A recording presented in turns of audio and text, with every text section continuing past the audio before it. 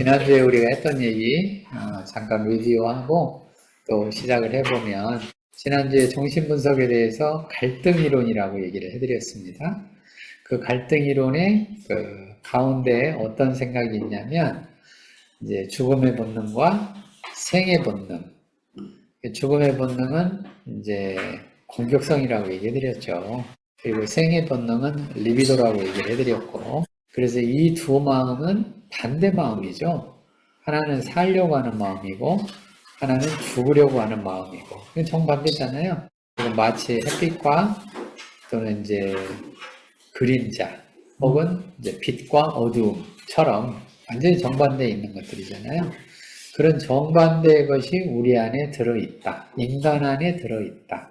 그래서 그거를 개념화해서 죽음의 본능과 그 다음에 생의 본능이라고 이렇게 얘기를 했고, 그래서 프로이드는 이 생의 본능, 즉 리비도의 에너지가 어떻게 되느냐로 이론화를 한 거죠. 그래서 이제 이 에너지가 구강기에 모이면, 이제 입 주변에 모이면 구강기라고 그렇게 발달적으로 얘기를 했고, 그 다음에 이것이 항문에 모이면 항문기라고 얘기를 했고, 이것이 이제 또 뭐 등등등 해가지고 뭐 잠재기도 있고 뭐도 있고 이러잖아요. 그런 의미에서 프로이드가 또 천재적인 거는 맞습니다. 이런 걸 가지고 발달적으로 생각을 한 거잖아요. 어떻게 이렇게 천재적으로 그렇게 발달적으로 생각을 했는지. 사실은 이제 인간 발달의 거의 기초가 프로이드 이론이라고 생각해도 과언이 아닙니다. 근데 발달적으로 생각을 쭉 했으니까. 물론 이제 이런 것들이 프로이드가 천재적이긴 하지만 이 세상에 없는 거를 한 거냐? 그런 건 아닙니다. 옛날에도 동양에도 이런 비슷한 생각들이 있었잖아요. 동양이 옛날에 그 공맹사상 해가지고 이런 거 있잖아요. 뭐 10대, 20대, 30대, 40대 이런 거 있잖아요. 그래서 40이면 불옥이란 말을 했잖아요. 40대에 불옥하고 뭐 50대에 뭐죠? 지천명인가? 지천명 맞죠? 뭐 이런 거 있잖아요. 그러면 물론 10년 주기로 이거를 나누어서 얘기를 하긴 했지만 이런 비슷한 생각들이 있는 거예요. 사람들 안에. 그리고 또 이제 영어에도 보면 이렇게 10년, 20년씩 끊어서 쓰는 용어에 데케이드란 단어가 있잖아요. 그러니까 데케이드란 단어가 이게 10년이잖아요. 한 번 10년 지나면 데케이드, 또 10년 지나면 데케이드 이러잖아요. 2 데케이드, 3 데케이드 이런 얘기 하잖아요. 이런 것들도 완벽하게 발달적이다라고 말하기는 어렵지만 쉽게 말해서 나누어서 생각하는, 다 다르게 또 얘기하면은 그 대나무 마디 있잖아요. 마디. 대나무가 위로 쭉 자라려면 중간에 이렇게 마디가 하나 지어지잖아요. 지어지고 그 마디가 지어져서 그게 좀 지탱을 해줘야 그 다음으로 또 올라가잖아요. 안 그러면 마디가 없이 그냥 쭉 올라가면 중간에 부러지지 않습니까? 뭔가 이렇게 매듭 지어지고 마디가 생기는 듯한 그런 게 필요하다. 우리 삶도 똑같은 거죠. 인간의 삶도 뭔가 우리가 이렇게 쭉쭉 인생을 살려면 그냥 처음부터 끝까지 쭉 이렇게만 가버리면 이게 나중에 중간에 부러지고 구부러지고 할 때 뭐가 돌아갈 수가 없잖아요. 근데 이게 마디 같은 게 하나씩 이렇게 있으면 그게 이제 기잖아요. 발달이잖아요. 무슨기 하듯이 그런 게 있으면 갔다가도 거기 부딪혀서 다시 올 수가 있잖아요. 이런 생각들이 프로이드가 천재적이긴 하지만 없는 거에서 만들어낸 건 아니다. 지금 여기 지금 사례개념화 차원에서 계속 제가 이 얘기를 해드리고 있잖아요. 여러분들한테. 그러니까 우리가 사례개념화를 생각을 하시려면 개념을 뭘로만 이해하지 마라? 개념으로만 이해하지 마라라고 제가 메시지를 계속 주고 있는 중이에요. 그것들의 근거를 제가 계속 얘기를 하고 있는 중입니다. 그래서 프로이드가 왜 의식, 전의식, 무의식 할 때 올라간다는 말 쓰잖아요. 올라간다. 이런 것도 사람들이 늘 올라간다는 생각이 있다. 있는데 그거를 가지고 와서 의식, 전의식, 무의식에다 적용한 것 뿐이다. 프로이드는. 그러니까 이제 요즘 제가 이제 한국 시리즈에 야구를 하고 있잖아요. 삼성하고 기아하고. 그러니까 오랫동안 쉰 팀들은 꼭 이런 얘기를 하더니 타격감이 안 올라왔다. 이런 말을 쓰잖아요. 아니, 타격감은 어디로 올라가는 거예요? 잘 생각해보세요. 어디로 올라가길래 도대체 올라간다는 말을 쓰나. 이런 것도 우리가 일상에서 늘 쓰는 것들이다. 그런 거를 가져다가 적용을 자꾸 해서 개념을 만든 거기 때문에 우리가 사례 개념화 입장에서 보면 이런 개념들을 그냥 개념으로만 배우지 말고 일상생활에서 어디에 이 비슷한 생각들이 있나 이거를 들어보자. 그럼 이걸 들어서 알게 되면 이런 얘기들을 누가 한다? 우리한테? 지금 사례 개념화를 누구 때문에 이걸 하는 거예요? 내담자들이 우리한테 하는 말들이잖아요. 그러니까 그 내담자들이 하는 말들을 이런 식의 과정을 통해서 보면 이 말이 이런 뜻이었구나. 이 말이 이런 개념을 담고 있는 말이네. 이게 다 사례 개념화 얘기들이잖아요. 그렇게 알아지기 시작하면 사례 개념화는 쉬워진다. 그런 것처럼 프로이드가 이렇게 발달적인 그러니까 뭐 구강기니 무슨 항문기니 뭐 잠재기니 이런 발달적인 것들을 에너지가 어떻게 되냐에 따라서 그래서 에너지가 머물러서 안 움직이면 그걸 고착이라고 이름을 붙였죠. 고착. 픽세이션이라. 그래서 픽세이션이잖아요. 영어 고착이라는 단어가 픽세이션이잖아요. 이게 픽스라는 게 픽스돼 가지고 안 움직인다는 뜻이잖아요. 그래서 고착이 그렇게 되면 그게 하나의 기를 형성하고 발달적인 단계로 그거를 말할 수가 있다. 이게 이제 아까 얘기했던 리비도죠. 생애 본능이 어떻게 움직이는, 우리 몸에서 어떻게 움직이느냐에 따라서 이렇게 생각을 한 거다. 그것이 어디까지 갔다고 제가 얘기해드렸냐면 성적인 데까지 갔다고 얘기해드렸습니다. 그래서 프로이드의 이론은 성이론이라고도 얘기를 했죠. 그러니까 갈등 이론이면서 무슨 이론이다? 성이론이다. 그럼 두 개를 합치면 프로이드의 이론은 무슨 이론이란 뜻이에요? 성적 갈등 이론이란 뜻입니다.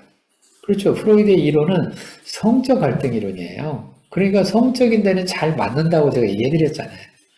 그런데 이거를 좀 더 생각을 해보면 제가 볼 때는 프로이드가 너무 같다. 너무 같다는 게 무슨 말이냐면 이거를 엄마하고 아들하고 성 이렇게 얘기를 하잖아요. 아빠하고 딸하고 성 이 얘기를 또 하잖아요. 그래서 엄마하고 아들하고 성적인 주제 때문에 생기는 게 오이디푸스 컴플렉스다. 이 얘기를 또 하잖아요. 그 다음에 딸하고 아버지하고 관계에서 생기는 성적인 주제를 일렉트라 컴플렉스라고 얘기하잖아요. 그래서 제가 이거를 생각을 해봤어요. 아니, 내가 우리 어머니하고 성적 갈등이 있었다고? 정신분석적으로 생각해봐야 될 거 아니에요. 그 이론이 맞다면 맞는지 확인해 봐야 될 거 아니에요. 그래서 나는 아무리 생각해도 내가 우리 어머니하고 성적인 갈등이 있었다? 그럼 바꾸자 얘기하면 내가 우리 어머니를 안 좋아했다? 그럼 또 조금 다르게 얘기하면 좋아하게 되면 성적 갈등은 늘 생기나? 이런 질문들이 중요한 질문이 되잖아요. 그럼 프로이드 이론에 의하면 결국은 사람들이 좋아하냐 안 좋아하냐 이거 이제 에로스적인 주제인데 그 에로스가 생기기 시작 그 에로스는 성별에 상관없이 생기나? 남자끼리 여자끼리 엄마하고 아들하고 또는 딸하고 아버지하고 그죠? 좋아하는 정도가 약해서 에로스가 안 생기나? 이런 많은 질문들이 생겨요. 상당히 연구해 볼 만한 생각들이죠. 그러니까 프로이드 이론을 제가 아무리 생각을 해봐도 그런 사람도 있겠죠. 물론 성적 갈등. 그렇죠? 있겠지만 아닌 사람도 많을 거 아니에요. 그럼 왜 프로이드는 그런 사람들만 뽑아가지고 오이디푸스 컴플렉스를 만들고 일렉트라 컴플렉스를 만들었을까? 그죠? 이 생각을 해봐야 되는 거죠. 프로이드의 샘플링이 뭐가 잘못됐구나. 그러니까 누구를 샘플링 하느냐에 따라서 보이는 게 다르고 데이터가 다를 거 아니에요. 항상 연구 주제는 그렇잖아요. 샘플링을 어떻게 하느냐에 따라서 다 그 데이터가 달라지고 메시지가 달라지고 그것을 가지고 자기가 주장하고 싶은 것들이 달라지잖아요. 프로이드의 샘플링은 그런 쪽의 샘플링들을 많이 했구나. 이런 것 때문에 제가 프로이드 이론을 또 비판하는 것 중에 하나가 종교가 억압한다? 이 말도 맞아요. 근데 어떤 사람을 보면 맞냐면 주로 하나님한테 혼날까봐 해가지고 신앙생활하고 종교생활하는 사람들 이런 사람들은 그 말이 맞습니다. 종교가 억압하는 게 맞고 억압해가지고 내가 교회를 안 나가고 예배 출석을 안 하면 왠지 사고 날 것 같은 그런 불안한 마음 이런 것 때문에 예배 드리는 사람도 있잖아요. 근데 아닌 사람도 많잖아요. 저는 제가 예배 참석하면서 내가 예배를 참석 안 하면 하나님 벌 주시나? 이런 생각을 제가 별로 안 하는 것 같아요. 물론 한때도 했을 때도 있었겠죠. 근데 거의 그런 생각을 안 하는 것 같아요. 그러니까 프로이드의 샘플링이 그런 사람들을 주로 봐서 자꾸 이론화를 하고 개념화를 하고 자기의 생각을 맞다고 얘기하려고 하니까 이 샘플링을 보면서 얘기를 할 거 아니에요. 과학적이라고 하면. 그러니까 종교가 억압한다. 이런 말이 그래서 나오는 거고, 그 다음에 아버지하고 딸 사이에, 엄마하고 아들 사이에 성적 갈등이 있다. 그럼 이런 걸 생각을 하면 우리가 부모들이 여기 많잖아요. 물어봐야죠, 애들한테. 야, 네가 나하고 성적 갈등 있냐? 그러면 프로이드는 틀림없이 대답할 겁니다. 무의식이 있다. 무의식 얘기를 할 거라고. 무의식이 있다는 걸 누가 압니까, 이거는? 아무도 검증할 수가 없잖아요. 이건 모르는 영역인데. 그러니까 프로이드 이론이 과학적이지 않다고 얘기를 하는 거예요. 프로이드는 무의식이라고 하면 다 통과가 되는 거예요. 왜? 아무도 검증할 수가 없잖아요. 무의식이 있는지 없는지 알 수가 없잖아요. 그래서 프로이드의 이론은 과학적이지 않습니다. 철학적이에요. 그러니까 믿음의 대상인 거지, 이게 믿냐 마냐의 주제지 사실이냐 아니냐의 주제가 아니란 말이에요. 그래서 저는 아무리 생각을 해봐도 내가 우리 어머니하고의 성적 갈등, 무의식을 제가 40년 동안 생각을 해봐도 없어요. 오케이? 그럼 나는 별종인가? 그렇죠? 나는 별종이야. 외계인인가? 다른 사람 다 그러는데 나만 안 그런가?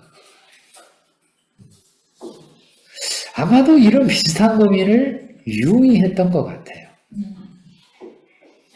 융이 프로이드가 너무 지나치게 그쪽으로 간다 이거죠. 너무 지나치다. 융이 제자였잖아요. 그래서 융이 나와서 이론화를 했는데 융의 이론은 너무 지나치게 심리로만 간 게 아니라 이거를 어디로 가져가서 확산을 시켰냐면 사회와 문화로 확산을 시켰다. 융의 이론은 심리적이면서 동시에 사회문화적입니다. 그렇게 바꾼 거예요. 그래서 융의 이론에서는 성적인 얘기가 거의 없어요. 어디에는 있는데 프로이드 이론에는 있는데 융의 이론에는 별로 없어요. 그런 게.